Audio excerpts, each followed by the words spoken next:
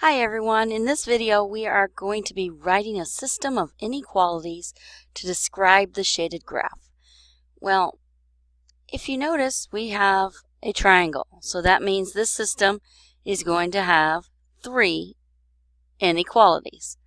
Alright, so the first thing you're doing, treat it just like you're finding an equation of a line. You're going to find the slope first to get any equation, so you'll do the same thing for an inequality. All right, I am going to call, so that way I know what I'm referring to, this line here, we're going to call line 1, we'll call this one line 2, and we'll call this one line 3. So that way we know which line we're referring to from at any one point. So first thing I'm going to do is find the slope of line 1. All right, well, we know the coordinates of the endpoints, so we're going to do y2, so 16 minus 0 over 6 minus 0, which gives me 16 over 6, reduce, divide top and bottom by 2, and I have 8/3 is my slope for the first one. So, and my y-intercept here is, we could see is 0, 0. So this one's probably the easiest one. If I were writing the equation, I would use an equal sign, but I'm not. We want an inequality. We know that everything shaded is below this line, so we're going to say y is less than or equal to 8/3 x plus our y-intercept, which is 0, so plus 0, we don't need to know that, as in we don't need to write 0 because 0 is nothing.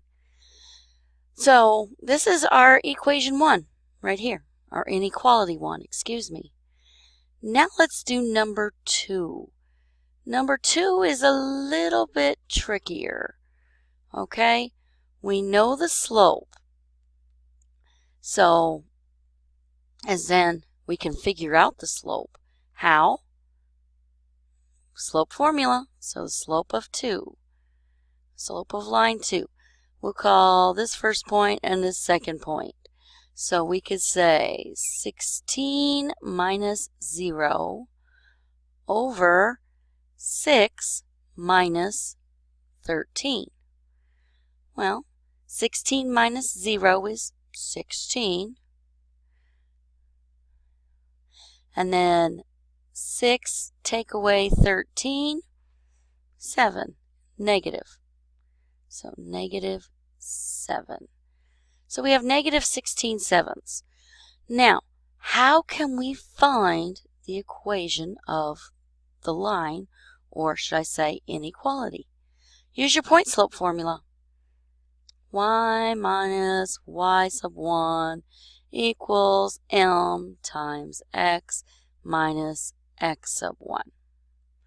All right, we're using this point as our point 1, so we say y minus 0 equals our slope, negative 16/7 times x minus 13.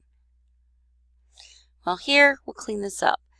Y minus 0 is just y equals negative 16/7 we're going to distribute. So negative 16/7 x.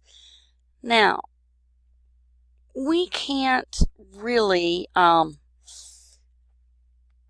what we can do, since 7 doesn't go into 13, we can just take 16 times 13.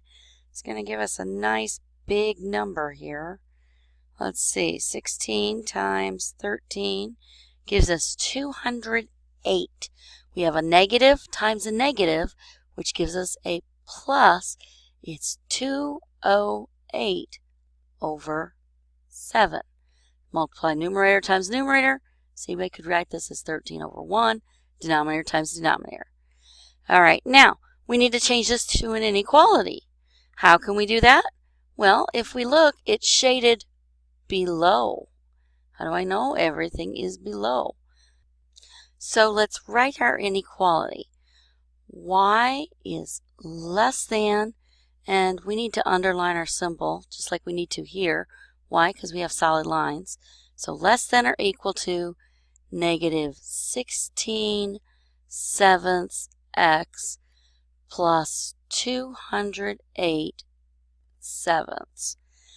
All right, now let's find line 3, or should I say inequality number 3. Well, this we have a horizontal line.